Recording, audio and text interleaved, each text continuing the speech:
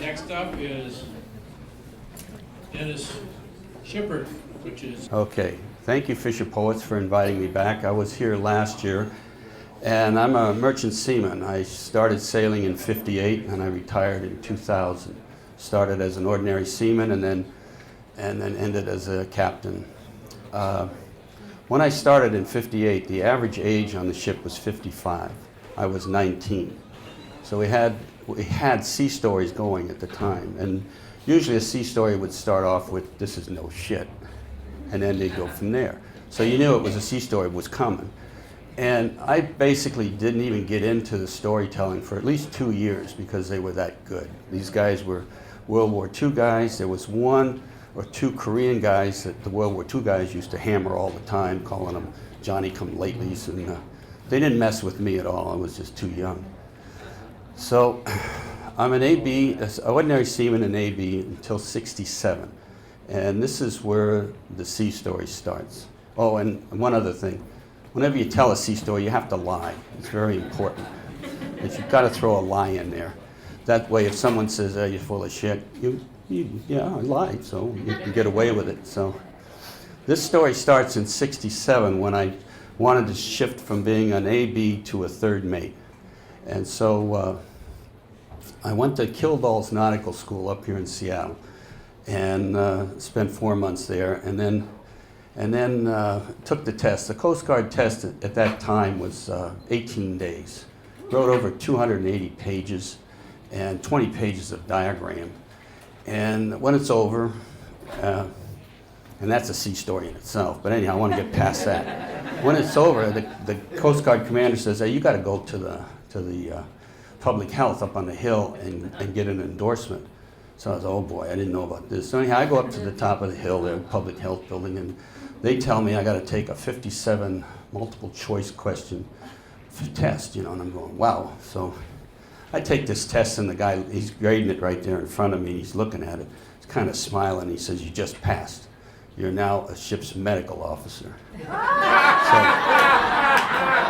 So this is my medical officer story early on. So now I go back to the Union Hall. Now I go to the Master Mates and Pilots Union Hall, and first on the way back, I see these ships out at the harbor. They had all these ammunition ships right in the bay there, and had any one of them blown up, it would have taken all that flying fish that you see up at Pikes Peak and sent them 10 miles east.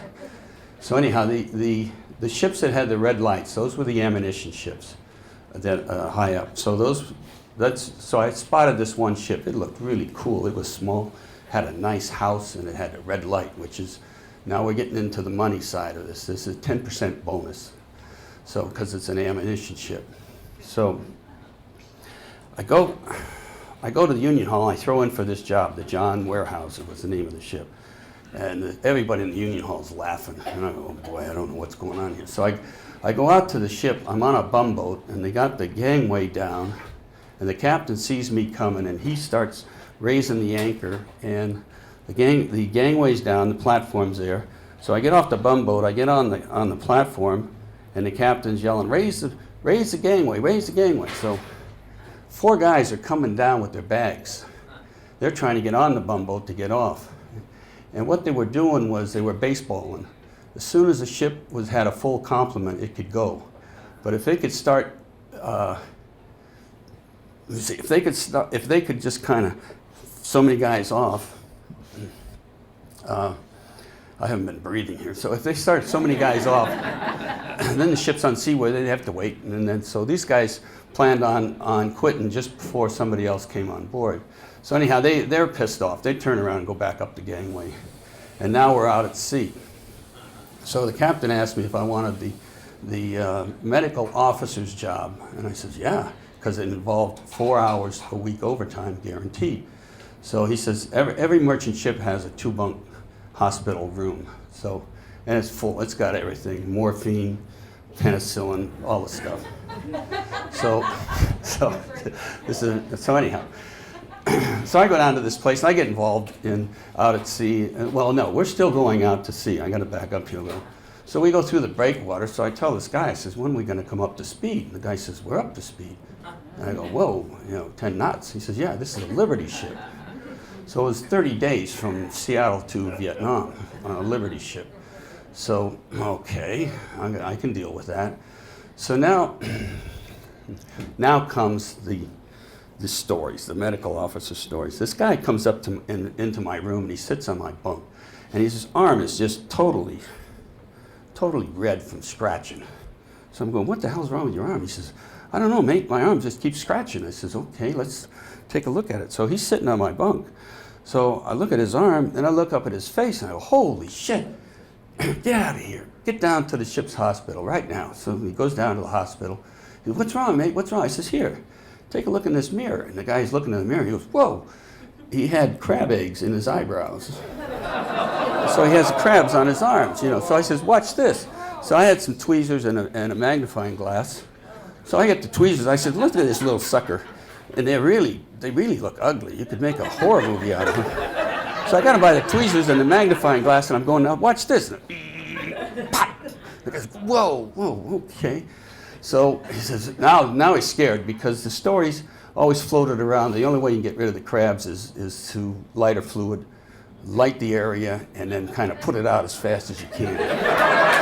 So this guy's going, I said, no. We use Campho-Phenique will do this, and here's some pills for for the scratching, and take all this every 4 hours. And oh yeah, by the way, take a shower. This guy was a Frenchman, an oiler on the ship. So anyhow, so I see him a couple days later, and he's going, wow, mate, he looked like a prune. He says, mate, I don't mind taking the medicine and everything 4 hours, but the shower? I says, okay, knock off the shower.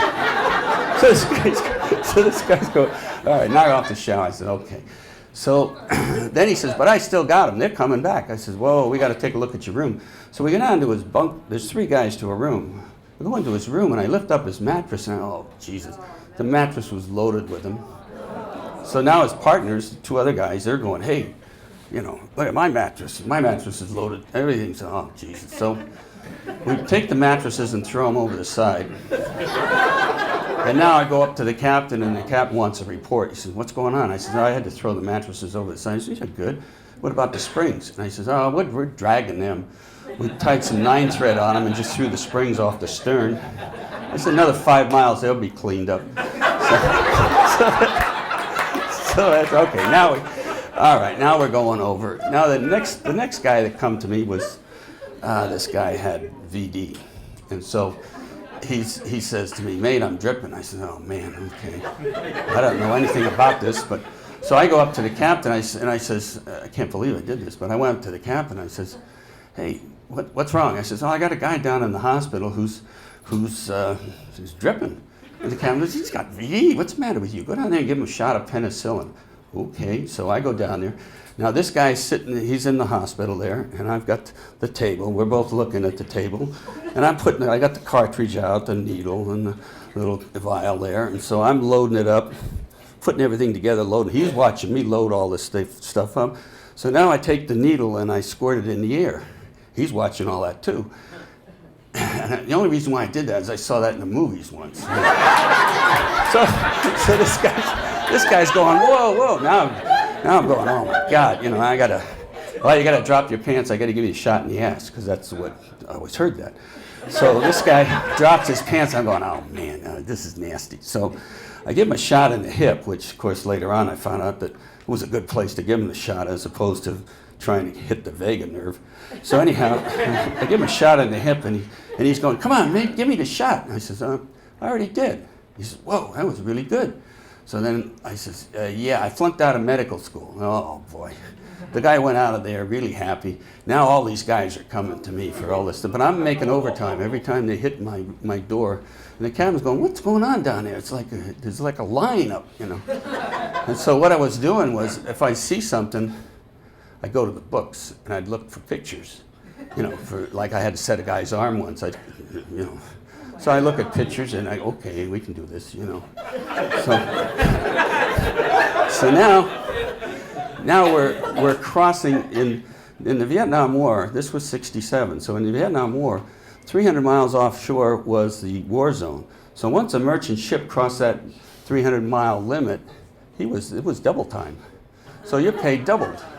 So now I'm going to rack up the score here. I'm getting a 10% bonus, and now we're getting double time. So I asked the captain, I said, do we get 10% on the double time? And he kind of chased me out of the room. So that was not going to happen. So now it's like 4:30 in the morning. We just crossed over. And I get this call from the general alarm goes off, 4:30 in the morning. Everybody's up running around. So I start to go out of my room, I get the call, bring your bag, the second mate's hurt.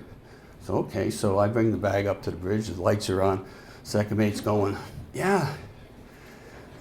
He's going, yeah, rocket went right across the bow of the ship. I stumbled around, fell down, and that's what happened. And everybody's going, there's no radar, there's nothing out there, there's nothing around. We're 289 miles offshore.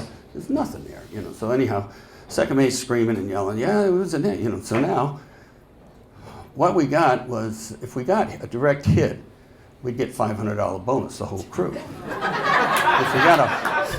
we got a harbor attack, you know, like the motor round missed and hit the harbor, or the shell just missed the ship, that was $170. So everybody's racking up 170 because this rocket that this second mate described went across. Now I have to back up a little on this story because the John Weyerhaeuser had what they call $1 million wheelhouse, and in it they had a captain's chair. And so the captain says, nobody sit in my chair. You walk, you pace back and forth, and that's what everybody did anyhow. So with that in mind, let's get back into this story. So the next day, the captain calls at 8 o'clock. He calls myself and whoever wasn't on watch into his office, and he says, you guys can just forget about that bonus money. You're not going to get it. And then he throws this Polaroid picture that was shoved under his door earlier in the morning and shows the second mate sleeping in his chair. So the AV had taken a picture of him, and that was the flash that he saw, and then he jumped around, scared the shit out of everybody, fell down. 2 minutes. All right, now I'm down to 2 minutes, so let me think. Yeah, I gotta make it good. How about if somebody says a word and I tell a sea story off the word? I've only got 2 minutes. Caribou. Caribou. Jesus Christ, caribou. I don't know how I'm gonna do the caribou story. Caribou. Well, I was up in Alaska in Homer Spit. I was on a tanker, and we were sandblasting. We were going up to the Christie platform, and so this is before '74. So anyhow, the captain had this idea of taking a lifeboat over to the beach and getting the sand, because they had that really good sand there that we could use in our sandblasting machine. So I'm the deck officer, so I'm not doing any sand digging, but we got five 55-gallon drums empty, and we're shoveling sand into it off the beach. So this caribou comes by, and he looks at me. I'm standing there on the beach, just minding my business. Then the caribou takes off, and I'm going, holy shit. Then the bear comes by that's chasing the caribou. So the caribou gets away, and the bear, he's just kind of looking at me, and I'm going, holy shit. I'm separated. I can't get to the lifeboat. The lifeboat guys are now kicking out because they're backing out because of the bear. So this bear is like walking along, and I'm walking along, and pretty soon I'm going, shit, I wish I was over there at the Salty Dog. That was a bar on the Homer Spit. So I'm going, Jesus, I'd love to be back in the Salty. So anyhow, I have to wade out into the water, freezing cold. And the lifeboat comes around, picks me up, and then takes me back. And that's the caribou story.